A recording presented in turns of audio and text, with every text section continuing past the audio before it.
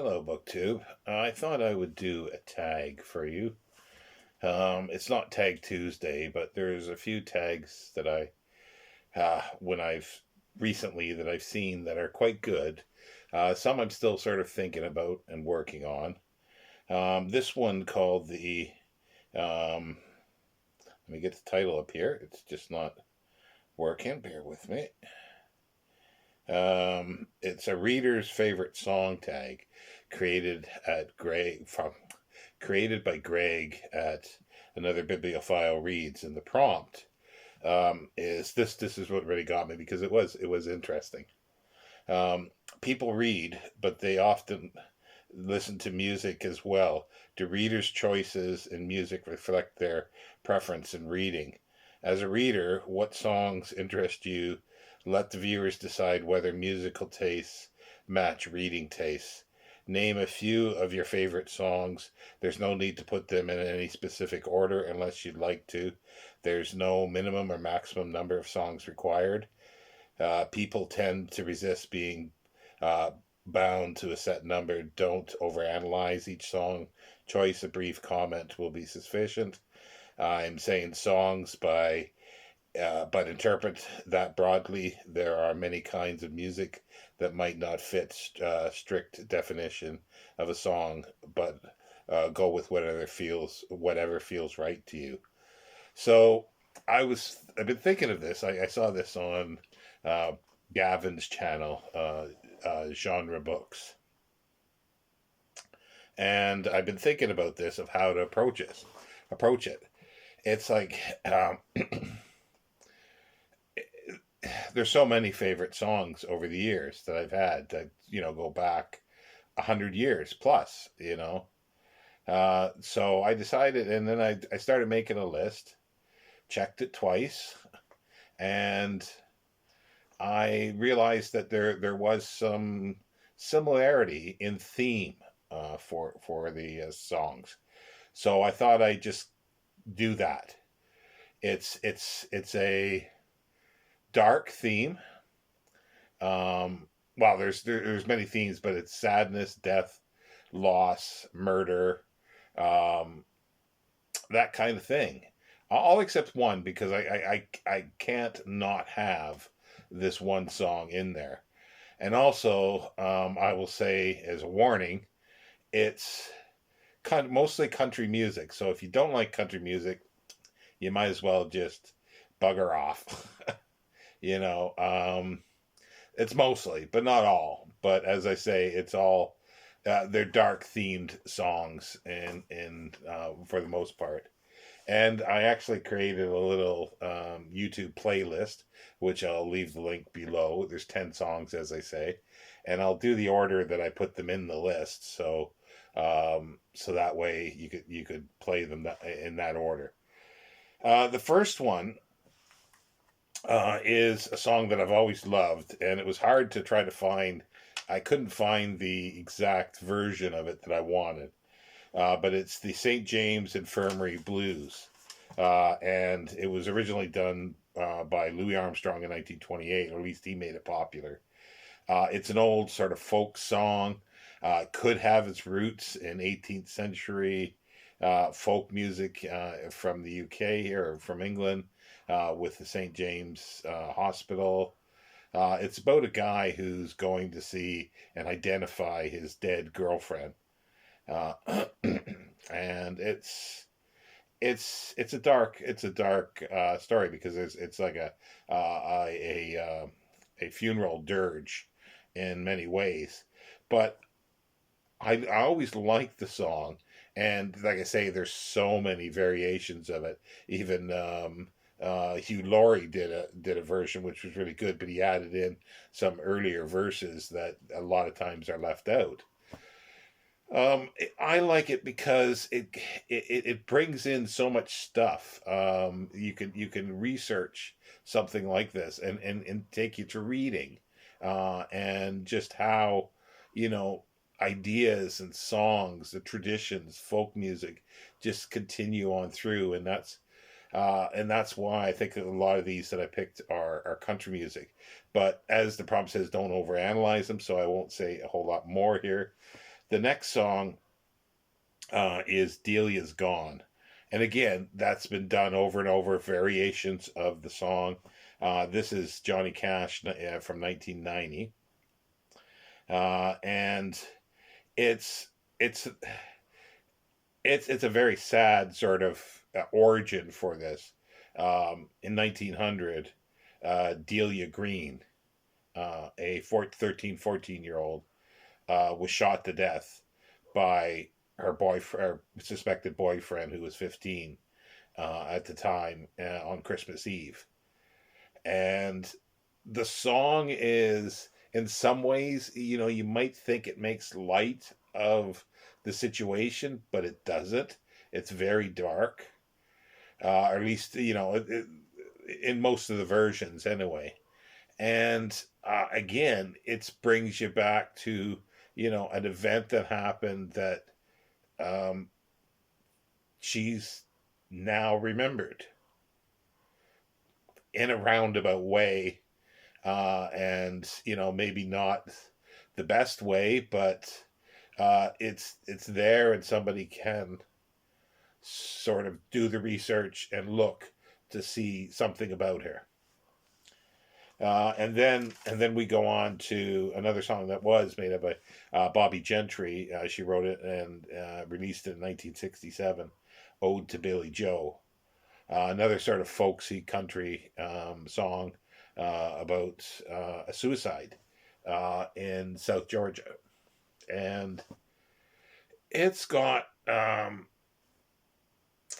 it's hard to say, a morose, lingering sort of sound to it, lazy sound, like, that you'd expect, or at least I expect from sort of some really good Southern literature, Southern American literature. And it's a story. It's a narrative form, a bit talking with it too, and it might be based on someone who actually did this. And there's always been a big controversy because uh, Bobby Gentry wrote that the character that she's vocalizing in the song threw something off the Tallahatchie Bridge, and she she's been, over the years, been asked about this. I don't think I'm not sure if she's still alive. I need to look that up. But anyway, she never said what it was. She said she had in mind what it was, but never actually said what it was. So people have speculated.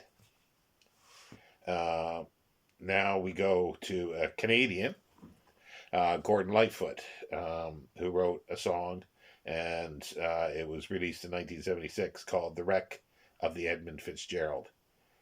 The Edmund Fitzgerald was a ship on Lake Superior, and it went down in a storm in 1925, August 1925. So hence, I had to put that 1925, 1975. Jesus, my brain doesn't work at half the time. In 1975, so it's 50-year anniversary, and there's a new book actually being released at the end of this month about the history of it. But again, it has this sort of rolling sound to it that just, to me, it just sort of grabs me in it. If you ever have driven along sort of the northern lakes, the Great Lakes, it's just fits. What, in the summer when you're looking out, it just works, like the continuous sort of rolling sound of the song. And again, it's about the ship that went down with everybody dying. Um, so, and then we move on. Like I say, I'm not gonna go too much into this, but again, it's something that it's a part of the Great Lakes maritime history. So uh, you you could do a little research and learn something about the history of that ship specifically, or any others. Then we can move on to 1980 now. These are almost in, no, they're not quite in chronological order. But what I think is the best country music song, in so many ways. It's "He Stopped Loving Her Today," sung by George Jones, released in 1980. Sort of brought him back on to the country music stage, and it's basically about a guy who uh, has died, and he talks, and the singer George Jones talks about his life, and his wife had left him, and he never got over it, and talks about letters, and but he did get over it.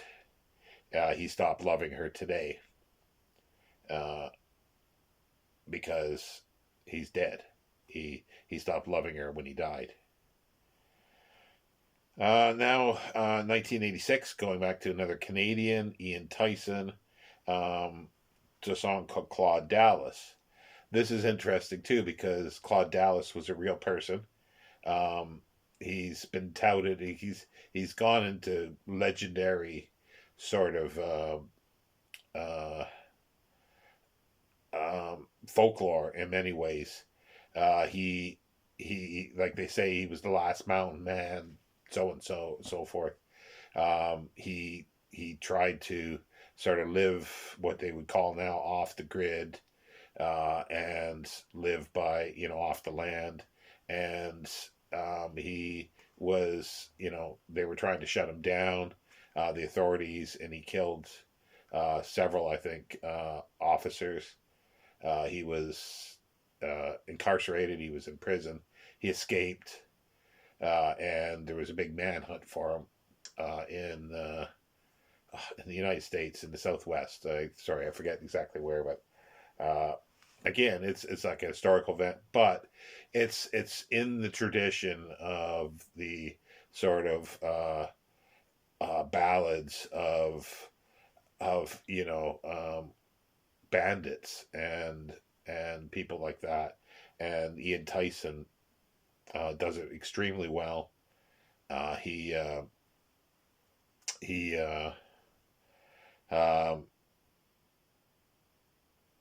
yeah, he just sings it, and the sound of it too. Again, is very haunting in many ways.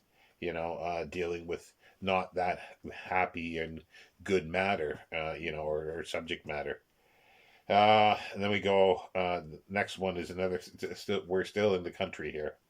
Time of the Preacher, 1975 by Willie Nelson. Now this is basically, the preacher is a gun, um, and it's a guy who finds out that his wife has committed adultery, so he basically goes and gets revenge. Uh, but for me, it works because it's on the soundtrack of a great sort of miniseries called Edge of Darkness, a British miniseries, and the whole haunting. A lot of these songs have haunting sound to them, and that's a thing that I really like. It's the haunting sound, but this song is in the film, played fully through, and the lyrics fit for the storyline, and it just works perfectly like a glove. It just, and it wasn't written for it at all. But yeah, that's a great one. Then we go back a few years, to 1973. Tanya Tucker, singing "Blood Red" and "Going Down." She was 13 years old. Again, another haunting sounding song, and about sort of revenge, adultery, a child seeing something horrible, you know. It's just fabulous. And then we come up to sort of more rock music. So the one that's on here is Lightning Crashes by the band Live, released in 1994. It's, I think, a fabulous song. It's one of my favorite songs of all time for sure. Uh, for many reasons, because it's a few times that a video works in perfectly for timing, for visual of the song, and you just think of a storm coming in and lightning actually crashing, and the song, the momentum and the haunting thing of it just rolls like a storm rolling in, and it just rolls that way. And again, it's a dark and sad story about a mother who dies giving birth to her child. Like I say, none of these are sort of happy songs in any shape or form. But yeah, and I don't know if that says anything about my reading tastes. But and the one that I could not put on to make 10, which isn't really it's got a somber sound to it, but again, it's got a haunting sound. All these songs have a haunting sound to me, for the most part, and it's Don Williams' song from 1979, "Good Old Boys Like Me." And it's sort of talking about coming from sort of the South, the country, a simple life, and moving out of that, but then looking back on it, almost like Thomas Wolfe's "Look Homeward, Angel," or is just "Look Homeward," uh, and looking back on your life as an adult, and it's something that I've really liked a lot. That song. But anyway, so that's 10 songs. And as I say, they are dark. And I didn't start out to doing this. I could do 10 songs that are happy songs, just pure pop songs as well. But I've been listening recently to a little bit of music and a lot of country music. So several of these have popped up on my listening or my playlist. So anyway, so there you go. That is the what's it called again? The uh, reader's favorite songs tag. And I hope I'll be able to do a few more if I can figure out the books for them. But thank you very much, Booktube, for watching.